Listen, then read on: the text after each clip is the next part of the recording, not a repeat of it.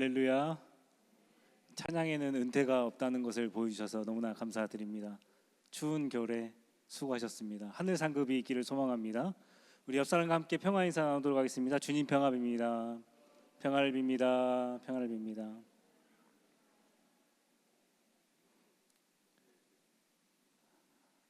오늘 말씀 하나님께 칭찬받는 사람이란 제목으로 하나님의 말씀 전하도록 하겠습니다. 칭찬은 고래도 춤추게 할까요? 2010년 EBS의 학교란 무엇인가 라는 프로그램이 있었습니다. 칭찬에 대해서 실험을 했다라는 것이죠. 아이들에게 기억력 테스트를 한다라고 속이고 칭찬 테스트를 진행했습니다. 폭풍적인 칭찬을 받았던 아이들, 어떻게 행동을 했을까요? 시험지를 보면서 답지도 주었는데요, 답안지를 보게 되었다라는 사실입니다. 왜 이러한 일이 생길까요? 남이 나에게 실망을, 그러니까 그 사람에게 잘 못한다라는 실망을 보여주지 않기 위해서 답안지를 보게 되었다라는 것입니다. 아이들 뿐이었겠습니까? 어른들은 어떻게 행동했을까요? 어른들도 아쉽게도 마찬가지였다라는 사실입니다. 아이나 어른이나 칭찬에, 남의 시선에 매여 있게 된다면 결과를 중요시하더라라는 게 이 실험의 요지였다라는 사실입니다. 그렇다면 어떤 말을 해줘야 우리가 결과에 집중하지 않고 과정에 집중할 수가 있을까요? 칭찬이라는 말 대신에 격려라는 말이 있습니다. 칭찬은 결과에 초점을 맞춘다라고 한다면 이 격려는 과정에 초점을 맞춘다라는 사실입니다. 너는 천재야, 너무 잘했어, 이게 아니고 이것을 100점 맞기 위해서 네가 얼마나 노력을 했겠니? 라고 격려를 해줘야 한다는 사실입니다. 칭찬은요, 우월감을 강조합니다. 주변 사람들을 우습게 알고요, 특권의식, 나는 그렇게 해도 돼 라는 메시지를 잘못해서 보여줄 수가 있다는 사실입니다. 뿐만 아니라 타인의 칭찬을 받지 못하면 어떻게 됩니까? 견디지를 못한다라는 사실입니다. 그래서 칭찬이 아니라 무엇입니까? 격려를 해줘야 된다라는 게 이 전체 프로그램의 강력한 메시지였다라는 사실입니다. 하나님의 칭찬이 이와 같다라는 것이죠. 칭찬이 아니라 하나님께서는 과정을 중요시한다라는 사실입니다. 오늘 말씀, 하나님께서 칭찬하시는 사람은 어떤 사람일까요? 두 가지만 나누고 말씀을 마칩니다. 첫 번째는 하나님의 능력을 자랑하면 하나님의 칭찬을 받는다라는 것이죠. 고린도후서 10장 7절의 말씀입니다. 제가 읽어드리도록 하겠습니다. 너희는 외모만 보는도다. 만일 사람이 자기가 그리스도에 속한 줄을 믿을진대 자기가 그리스도에 속한 것 같이 우리도 그러한 줄을 자기 속으로 다시 생각할 것이라. 사도 바울은 말합니다. 너희는 외모만 보는도다. 새 번역 성경을 봤더니 너희는 겉모습만 보는도다, 그렇게 번역을 했습니다. 여러분들 사람을 처음 볼 때 가장 먼저 어디를 볼까요? 첫인상 굉장히 중요합니다. 연구자들에 따르면 어떤 사람 처음에 보는 인상을 3초에서 5초면 판단을 할 수가 있다는 것이죠. 약 5초 만에 저 사람의 학벌, 지식의 수준, 사회적 위치, 물질적 토대, 그러한 것들을 약 5초 만에 판단을 한다는 것입니다. 그런데 첫 인상은 무엇을 근거로 그렇게 판단할 수가 있을까요? 그 사람의 옷차림, 얼굴, 생김새, 말투에서 형성이 됩니다. 이것은 지극히 제한적인, 아주 소급 적용된 정보입니다. 관계를 맺으면서 알 수 있는 정보가 아니라 저 사람 어떨 것 같아, 쉽게 판단을 내리게 된다는 것입니다. 그럼에도 불구하고 첫인상이 중요한 이유가 초두효과라고 하는데, 첫인상을 첫인상을 초두효과, 그러니까 그 사람의 첫인상이 어땠는지가 굉장히 그 사람과 관계를 맺는데 판단을 내려지게 된다는 사실입니다. 보시는 바와 같이 바울의 외모 어떻게 생겼을까요? 여러분들 성화인데요, 바울의 모습을 대부분 이렇게 그렸습니다. 외경인데 바울 행전이라는 글에 의하면 카톨릭에서는 경전으로 볼 수가 있겠죠. 첫 단어가 무엇입니까? 대머리입니다. 대머리. 역시 예수님의 제자가 되려면 어떻게 됩니까? 대머리가 되어야 되는 것이죠. 이 글을 보면서 제가 좀 웃었습니다. 저도 지금 예수님의 제자가 되고 있거든요. 큰 교회 목사님들 지금 보시면 어떻습니까? 대부분 머리가 벗겨져 있습니다. 조용기 목사님 시원하게 벗겨져 있으셨죠? 큰 교회 목사님 되려면 그렇게 벗어져야 한다는 것입니다. 대머리래요, 대머리. 사람의 첫인상이 굳어져서 그 사람에 대한 이미지가 확고해진 것, 초두효과라고 합니다. 첫인상이 좋은 여자가 애교를 떨면 귀엽다라고 얘기하는데, 이미지가 나쁜 사람이 애교를 떨면 뭐라고 합니까? 푼수라고 얘기하죠. 그렇게 갈린다라는 것입니다. 첫인상이 그 사람과의 관계를 영향을 주는 것, 맥락 효과라고 그렇게 얘기를 하는데요.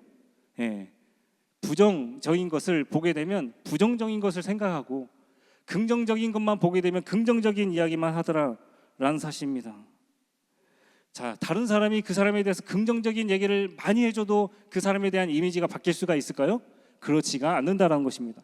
사람은 부정적인 것에 대해서 굉장히 귀가 솔깃한다라는 것이죠. 아무리 그 사람에 대해서 좋은 얘기를 해줘도 한번 그 사람에 대한 이미지가 좋지 않게 되면 부정성의 효과가 따르게 된다는 사실입니다. 바울의 얼굴, 생김새 때문에 고린도 교회 사람들의 평가가 달라지게 되었다라는 것입니다. 고린도후서 10장 1절 말씀입니다. 너희를 대면하면 유순하고 떠나 있으면 너희에 대하여 담대한 나 바울은 이제 그리스도의 온유와 관용으로 친히 너희를 권하고. 이 말은 바울이 기록한 것이 아니라 고린도 교회 사람들이 바울에 대해서 평가할 때 들려준 말입니다. 무엇이라 말하고 있습니까? 얼굴을 마주하면 유순하게 대하고, 글로서는 고린도 교회를 향하여서 비난과 비판을 한다, 그런 식으로 얘기하고 있더라라는 겁니다. 우리말로 풀어드리자면 얼굴 보면 말도 못할 것이 글로는 이런저런 이야기한다라고 기록하고 있다는 사실입니다. 바울의 평가가 어떻습니까? 얼굴도 말도 그를 바라보는 자체가 초두 효과가 안 좋았더니 맥락 효과가 이루어지고 마지막엔 부정성의 효과까지, 그를 바라보는 자체가 고린도 교인들은 별로 좋아하지 않았다라는 사실입니다. 이럴 때 우리가 인간적으로 할 수 있는 방법들이 있습니다. 무엇입니까? 멘탈을 잡아야지. 내가 이런 말에 무너지면 안 되겠지. 멘탈을 잡자, 부여잡자, 그렇게 이야기를 합니다. 또 어떤 사람은 첫인상을 개선시키기 위해서 사람들에게 마구 좋은 모습을 보여줍니다. 어떤 사람은 10가지 잘하더라도 한 가지 잘못하면 안 되니까 내가 조금 더 조심해야지, 그렇게 이야기를 한다는 사실입니다. 세상은 그렇게 여러분들에게 말합니다. 사람에게 좋은 이미지를 보여라, 개선해라 라고 이야기를 하지요. 그런데 하나님의 말씀도 그렇게 말하고 있을까요, 여러분들? 바울이 고린도 교회 사람들을 향하여서 자기에 대한 이미지 개선을 하려고 했냐라는 것입니다. 그렇지 않았다는 거예요, 여러분들. 고린도 후서 10장 4절의 말씀입니다. 우리의 싸우는 무기는 육신에 속한 것이 아니요 오직 어떠한 견고한 진도 무너뜨리는 하나님의 능력이라 모든 이론을 무너뜨리며. 여러분들, 바울이 가진 무기는 어떠한 것이었습니까? 외모였습니까? 육신입니까? 어떤 사람의 스펙이었을까요? 집안이었습니까? 사회적 위치입니까? 물질적 소유에 따라서 그가 이미지 개선을 했습니까? 고린도 교회 사람들이 보는 것처럼 외모와 육신을 가지고 싸웠느냐라는 것입니다. 그렇지 않았다라는 거예요. 어떠한 견고한 진도 무너뜨리는 하나님의 능력을 가지고 싸웠다라는 것입니다. 이게 바울의 무기였어요, 여러분들. 그는 자신에 대한 공격을 곧바로 알아차리고 그들과 똑같이 육신으로 싸운 게 아니에요, 여러분들. 기도하고 하나님의 능력을 힘입어서 어떠한 견고한 진도 무너뜨리는 하나님의 능력을 소유하고자 했다는 사실입니다. 여러분들, 여리고가 어떻게 무너졌을까요? 어떻게 무너졌습니까? 모세가 죽고 하나님께서 여호수아를 선택하셨어요. 여호수아가 첫 번째 치른 전투가 바로 여리고 전투였습니다. 하루에 한 번씩 도르래요. 이스라엘 백성들 침묵하래요. 제사장은 나팔을 불래요. 7째 되는 날에는 7번 도르래요. 제사장은 나팔을 부르래요. 그리고 마지막으로 하나님께서 명령하신 것이 무엇입니까? 하고 한꺼번에 소리를 치라, 그렇게 이야기를 했다는 사실입니다. 이게 정상적인 전투입니까? 1군은 어떻게, 2군은 어떻게, 계획대로 내가 옆을 칠 테니까 너는 앞을 공격해, 이런 게 전투 아니겠습니까? 그러니까 이것은 일반적인 전투와 맞지 않는다라는 거예요. 영적 전투였다라는 것을 말해주고 있습니다. 결과가 어떻게 되었습니까? 이스라엘 백성들 7바퀴 돌고 한번 외치니까 여리고성이 무너지게 되었다라는 것입니다. 여호수아 6장 10절의 말씀입니다. 여호수아가 백성에게 명령하여 이르되 너희는 외치지 말며 너희 음성을 들리게 하지 말며 너희 입에서 아무 말도 내지 말라. 그리하다가 내가 너희에게 명령하여 외치라 하는 날에 외칠지니라 하고. 영적 전쟁에서 이길 수 있는 비결이 여기 기록되어 있습니다. 여러분들 무엇입니까? 간단해요. 침묵하라, 외쳐라입니다. 얼마나 쉽습니까? 잠잠해라, 말해라입니다. 참 쉬워요, 여러분들. 쉽습니다. 성경에서요, 잠잠해라라는 표현이 굉장히 많이 기록되어 있습니다. 이스라엘 백성들 틈만 나면 말했어요. 틈만 나면 불평했습니다. 틈만 나면 그랬어요. 뒤에서 애굽의 군대가 쫓아옵니다. 앞에는 홍해가 있어요, 여러분들. 그럴 때에도 불평했습니다. 말했어요. 그때에 모세가 이스라엘 백성들에게 말하는 거예요. 잠잠해라. 그러면 하나님께서 일하심을 볼 수가 있다는 겁니다. 모세가 자신을 향해서 불평했던 소리를 들었기 때문에 그렇게 얘기한 겁니까? 아닙니다. 자신에 대한 비판의 소리가 있었기 때문에 그렇게 얘기했을까요? 그렇지 않다라는 거예요. 침묵하면 하나님께서 일하신다는 표현이에요, 여러분들. 그것을 우리가 붙잡아야 된다는 사실입니다. 광야 1세대들 얼마나 말 많이 하고 불평했습니까, 여러분들? 그들이 가나안 땅에 들어가지 못했던 이유가 입의 문제였다는 겁니다. 입의 문제, 불평의 문제, 말을 많이 하는 문제였다는 겁니다. 그래서 하나님께서 그들을 훈련시키시는데 어떤 훈련을 시키십니까? 40년 동안 침묵하는 것. 사람이요, 생각보다 말하기는 좋아하는데요, 침묵하는 법을 배우지 못합니다. 이것은 훈련이 필요해요, 여러분들. 하나님의 훈련이 필요합니다. 우리가 그러지 않습니까? 우리가 이성적으로 이해가 되지 않으면 말을 막 합니다. 침묵하지 못하지요. 말을 많이 해야 다른 사람에 대한 배려라고 생각하고요, 말을 함으로써 자신에 대한 존재 확증과 입증을 하려고 한다는 것이죠. 내가 이 정도야, 나 이런 사람이야. 1세대들은요 이런 것 때문에 실패했다는 것입니다. 그런데 2세대들은 어떻습니까? 하나님의 명령에 따라서 말할 때를 알고 하지 말아야 될 때를 알았다는 겁니다. 성공했어요. 그랬더니 어떻게 됩니까? 여리고성이 무너지게 되었다는 사실입니다. 사도 바울은요, 자신의 외모, 육체 때문에 벌어진 일들을 똑같이 싸우지 않았습니다. 영적 전쟁에 돌입했다라는 사실입니다. 침묵하고 하나님의 능력 있기를 소원했다라는 사실입니다. 우리가 이 원리를 따라가게 된다면 다윗처럼 골리앗을 쓰러뜨릴 수가 있고요, 방금 말씀드린 것처럼 모세처럼 홍해를 가를 수가 있습니다. 게다가 여호수아처럼 여리고성이 무너지는 문제가 해결이 되더라라는 겁니다. 간증거리가 쌓여지고 하나님과 관계함이 어찌나 좋은지 나와 둘의 이자 간의 관계가 간증거리가 쌓여지게 된다는 사실입니다. 하나님의 때와 나의 때가 달라요, 여러분들. 내가 말을 많이 하는 것은요, 나의 때입니다. 침묵하고 하나님께서 일하시는 것은 하나님의 때예요. 그것을 알아야 된다는 사실입니다. 우리가 계속 말을 하다 보면 친구의 이야기를 못 들어요. 신앙생활도 마찬가지입니다. 말을 많이 하면 내 안에서 말씀하시는 하나님의 음성을 들을 수가 없어요. 그래서 진짜 신자와 비신자를 갈라놓을 수 있는 비결이 무엇인지 아십니까? 침묵이에요. 침묵. 얼마나 조용히 그 그릇 안에서 하나님의 음성을 듣는가 라는 겁니다. 이게 영적인 원리다라는 거예요. 하물며 말을 제어하는 사람이 온몸을 제어한다, 야고보 사도가 이야기한 거예요. 경건에 이르는 비결이다라는 겁니다. 침묵이에요, 침묵. 말씀 듣는 저와 여러분들 침묵하셔서 하나님의 칭찬을 받으시는 저와 여러분 되기를 주님의 이름으로 간절히 소망합니다. 두 번째는 주 안에서 자랑하는 사람이 하나님의 칭찬을 받습니다. 고린도후서 10장 17절에서 18절 말씀입니다. 오늘 말씀입니다. 자랑하는 자는 주 안에서 자랑할지라. 옳다 인정함을 받은 자는 자기를 칭찬하는 자가 아니요 오직 주께서 칭찬하는 자니라. 사도 바울 여러분들에게 권면합니다. 자랑하는 자 주님 안에서 자랑해라 라는 것이죠. 제가 읽어드린 말씀 성경을 보면 각주가 달려 있습니다. 성경은 참 친절합니다. 우리에게 이렇게 알려줘요. 무슨 말씀이냐면 예레미야 9장 23절에서 24절의 말씀이 기록되어 있다라는 사실입니다.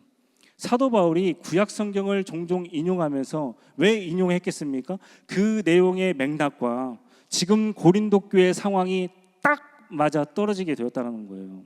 니들이 이 상황과 같다라고 이야기해주고 있다는 사실입니다. 예레미야 9장 23절에서 24절 말씀입니다. 여호와께서 이와 같이 말씀하시되 지혜로운 자는 그의 지혜를 자랑하지 말라. 용사는 그의 용맹을 자랑하지 말라. 부자는 그의 부함을 자랑하지 말라. 자랑하는 자는 이것으로 자랑할지니 곧 명철하여 나를 아는 것과 나 여호와는 사랑과 정의와 공의를 이 땅에 행하는 자인 줄 깨닫는 것이라. 나는 이 일을 기뻐하노라. 여호와의 말씀이니라. 예레미야는 자랑해야 될 것과 하지 말아야 될 것을 지금 구분해 놓고 있습니다. 무엇을 자랑하지 말아야 됩니까? 지혜, 용맹, 자신의 부함을 자랑하지 말라라고 합니다. 여기서 용맹은요, 세번역 성경에서 힘이라고 그렇게 기록되어 있습니다. 무엇을 자랑해야 할까요? 하나님을 아는 것. 특별히 고린도서 10장 5절 말씀에 하나님을 아는 것에 대해서 설명하고 있습니다. 왜 바울이 이러한 얘기를 할까요? 구약의 맥락에서 지금 고린도 교회를 향해서 너희들이 이렇게 하고 있다라고 일부러 알려주고 있는 것입니다. 힌트를 주고 있다는 사실입니다. 하나님께서는 바벨론이라는 강대국으로 이스라엘 백성들을 심판하여 주셨습니다. 바벨론은 그 당시 강대국이죠. 지금의 강대국이 어디입니까? 바로 미국입니다. 미국을 통하여서 한국을 치시는 거예요. 한국이 얼마나 버틸 수가 있을까요? 뿐만 아니라 미국이 아니고 그냥 한국을 통해서 다른 나라를 치신 겁니다. 예를 들면 지금 하나님께서 참전하시는 전쟁이에요. 어떤 강대국이 버틸 수가 있겠습니까? 그런데 이러한 순간에 자신의 지혜를 자랑해도 소용이 없겠지요. 군대를 아무리 많다 이야기할지라도 소용이 있겠습니까? 내가 돈이 많아서 애굽하고 이 바벨론에게 조공을 바쳐도 그 전쟁이 끝나겠습니까? 하나님의 심판은요 그렇게 끝이 나지 않는다라는 사실입니다. 이러한 심판에서 우리가 누구를 의지해야 됩니까? 강대국이 아니고요 하나님을 의지해야 된다는 사실입니다. 그런데 사람들은 참 미련하게도요 자신에게 문제가 생기면 무엇을 의지합니까? 다시 한번 보여드립니다. 지혜를 의지하고 자신의 힘을 의지하고 내가 가진 부를 의지한다는 사실입니다. 우리 이러한 기도 많이 하지 않지 않습니까? 지혜를 주세요, 힘을 주세요, 물질을 주세요. 하나님, 그게 다 필요가 없다라는 사실입니다. 그러한 것들로 문제를 해결하고 있으니 얼마나 우리가 미련하겠습니까? 예레미야는 우리에게 단 하나의 길을 제시합니다. 하나님을 의지해라. 하나님을 아는 지식이 충만해야 된다라고 그렇게 이야기합니다. 이것이 사도 바울이 고린도 교회를 향하여 주시는 단 하나의 메시지입니다. 지금 너희들이 지혜를 자랑하지, 너희들 힘을 자랑하지, 부함을 자랑하지, 그거 아니야. 하나님을 아는 지식을 자랑해야 돼. 원포인트입니다. 그걸 이야기하고 있다는 사실입니다. 자, 그러면 구체적으로 하나님을 아는 지식이 어떤 지식입니까? 호세아 4장 6절의 말씀입니다. 내 백성이 지식이 없으므로 망하는도다. 뒤에 저는 읽지 않겠습니다. 이스라엘 백성들 왜 망하는 것입니까? 아수르에 망하고 왜 바벨론에게 망하는 것입니까? 하나님을 아는 지식이 없었다라는 거예요. 여러분들, 하나님을 아는 지식은 두 가지로 나누어 생각할 수 있습니다. 하나님에 대한 지식이 있어요. 이 지식은 표면적인 것입니다. 대한민국에서 예수님 모르는 사람 없어요. 그러지 않겠습니까? 교회를 안 다니는 사람도 예수님 다 압니다. 여기 앉아 계신 분들 웬만해서는 고두심 알고 계시죠? 그런데 내가 고두심 안다고 해서 안다고 얘기할 수 있겠습니까? 전화하고 같이 밥 먹고 차 마시는 분 계세요? 그렇지 않다는 겁니다. 하나님에 대한 지식만 알고 있었다는 거예요. 그런데 우리가 알아야 되는 지식이 무엇입니까? 하나님을 아는 지식이 있어야 된다는 겁니다. 관계하고 깊은 관계에 들어가야 된다는 사실입니다. 하나님은 사람이 아니죠. 그런데 인격을 가지고 계십니다. 영이지만. 그래서 인격을 가지고 있는 사람과만 관계를 하시는 거예요. 태초에 하나님께서 천지를 창조하실 때 사람에게만 숨을 불어 넣어주셨습니다. 그래서 사람과만 관계를 하신다라는 사실이에요. 자녀들은 부모를 알아갈 때요, 백과사전 놓고 알아가는 건 아니에요. 여러분들 어떻게 알아갑니까? 부모와 스킨십하고 뽀뽀하고 같이 밥 먹고 차 마시고 대화하고, 그런 것들을 통해서 하나님을, 부모를 알아간다는 사실입니다. 콜라 맛을 모르는 친구가 있습니다. 콜라가 무슨 맛이야? 그 친구는 사이다만 먹어봤어요. 아무리 콜라에 대해서 사이다 같은 맛이라 할지라도 콜라 한번 먹어본 것과 설명이 가능하겠습니까? 하나님을 만나야 돼요. 하나님을 아는 지식이 있어야 된다는 겁니다. 그러지 않고서는 일평생의 교회를 다녀도 하나님에 대한 지식만 알고 있더라라는 겁니다. 이스라엘 백성들이 그렇게 망했다라는 거예요. 여러분들은 그렇게 되지 않기를 바랍니다. 아무리 설교를 들어도요, 하나님을 아는 지식이 있어야 돼요. 깊은 관계에 빠져들어야 된다는 사실입니다. 제가 여러분들에게 강조하여서 말씀드리고 싶은 말씀입니다. 이스라엘 백성들 하나님을 아는 지식이 없어서 망했습니다. 고린도 교회 성도들 왜 망했습니까? 그들이 지혜가 없었습니까? 물질의 부함이 없었어요? 고린도 잘 살았어요. 여러분들 하나님을 아는 지식이 없었기 때문에 망했다는 사실입니다. 자신의 겉모습을 자랑하고 학식을 자랑하고 스펙을 자랑하고 물질을 자랑하고, 그것이 여러분들을 지켜줄 수가 없다니까요. 그러나 하나님을 관계 맺고 살아가는 사람들 주시는 복이 있더라라는 겁니다. 창세기 18장 19절 말씀입니다. 우리 잠오니까 한번 다 같이 읽겠습니다. 시작. 내가 그로 그 자식과 권색에게 명하여 여호와의 도를 지켜 의와 공도를 행하게 하려고 그를 택하였나니 이는 나 여호와가 아브라함에게 대하여 말한 일을 이루려 함이니라. 아멘. 창세기 18장은 소돔과 고모라를 멸망시키는, 심판하시는 하나님의 이야기가 기록되어 있습니다. 방금 하나님께서 뭐라고 말씀하십니까? 그를 택하였다라고 말씀해 주시는 거예요. 여기 택하였다라는 단어가 히브리어로 야다라는 단어인데 그를 알았다는 겁니다. 하나님도 아브라함을 알았기 때문에 선택하신 거예요. 아무런 관련이 없는 사람 선택하지 않습니다. 선택하지 않아요. 하나님과 관계하는 사람들을 하나님께서 선택하십니다. 우리도 마찬가지 아니겠습니까, 여러분들? 부부간의 친밀함을 말할 때 사용하는 단어입니다. 아담이 하와를 알았다라고 얘기했을 때 사용되는 단어입니다. 하나님께서는 아브라함을 잘 알았기 때문에 아브라함을 선택하여 주셨어요. 아브라함은 하나님을 알았기 때문에 그를 선택했다라는 것입니다. 창세기 18장 17절 말씀입니다. 여호와께서 이르시되 내가 하려는 것을 아브라함에게 숨기겠느냐. 사람도 마찬가지입니다만 친한 친구에게 내 속마음을 털어놓습니다. 그렇지 않습니까? 하나님과 아브라함의 관계도 마찬가지였다라는 거예요.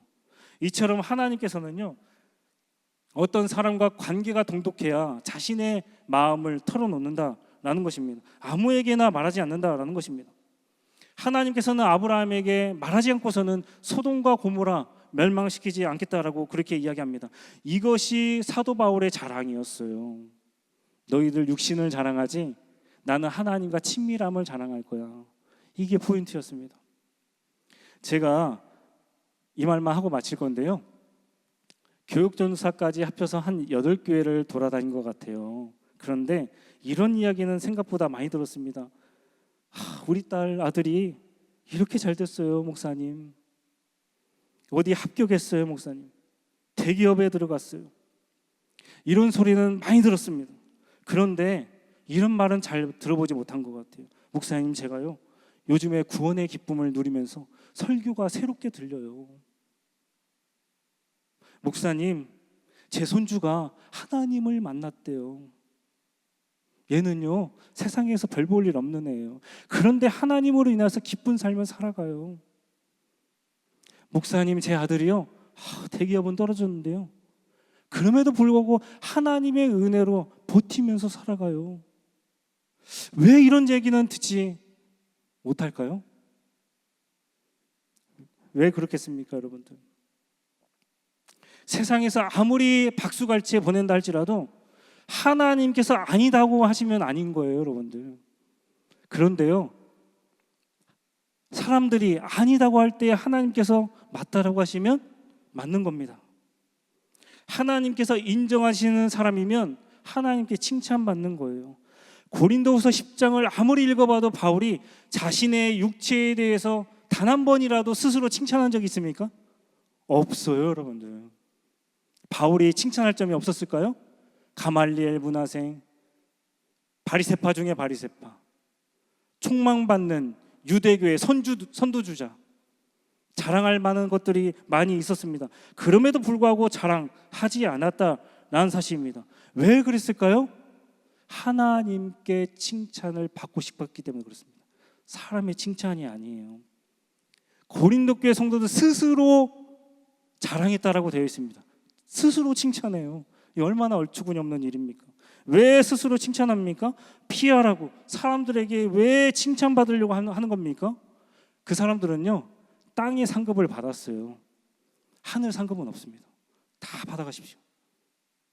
다 받으세요, 여러분들. 왜 이런 일들이 생겨납니까?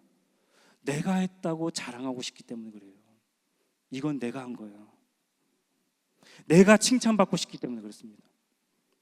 나의 능력을 드러내고 싶기 때문에 그래요. 하나님의 능력이 그 사람한테는 보이지 않습니다. 하나님이 보이지 않아요. 여러분들 가장 좋은 설교는 어떤 설교일까요? 김용호 목사가 설교 잘하면 좋은 설교일까요? 하나님이 드러나는 설교가 가장 좋은 설교입니다, 여러분들. 고린도후서 10장 17절 우리 다시 한번 제가 한번 읽고 말씀 마치도록 하겠습니다. 자랑하는 자는 주 안에서 자랑할지라. 자랑하는 사람, 주님 안에서 자랑하십시오. 주님 안에서 자랑거리가 넘쳐나는 저와 여러분 되기를 주님의 이름으로 간절히 소망합니다. 기도하도록 하겠습니다. 사랑하는 아버지 하나님, 오늘도 말씀 주셔서 감사합니다. 사람에게 칭찬받기보다 하나님께 칭찬받는 것이 중요한데 하나님의 시선을 의식하기보다 사람의 시선을 의식하는 일이 더욱 중요했음을 고백합니다. 바울 사도가 문제가 생겼을 때 영적 전쟁에 돌입했고 하나님을 의지했음을 오늘 말씀을 통해서 배웠습니다. 저희도 바울 사도의 뒤를 따라 나의 힘과 능력과 스펙을 자랑하지 않게 하여 주시고 메모보다는 중심을 보시는 하나님께 영광 돌리는 저희가 될 수 있도록 함께하여 주옵소서. 바라옵기는 사랑하는 성도들 하나님과 관계함이 이전보다 더욱 많았으면 좋겠습니다. 세상적인 바램보다 하나님 자체를 사랑하는 성도들이 더욱 많아졌으면 좋겠습니다. 나의 자랑거리를 스스로 말하는 입보다 묵묵히 하나님 편에서 사는 성도들이 많아지는 교회 될 수 있도록 함께하여 주옵소서. 감사드리며 예수님의 이름으로 간절히 기도합니다. 아멘.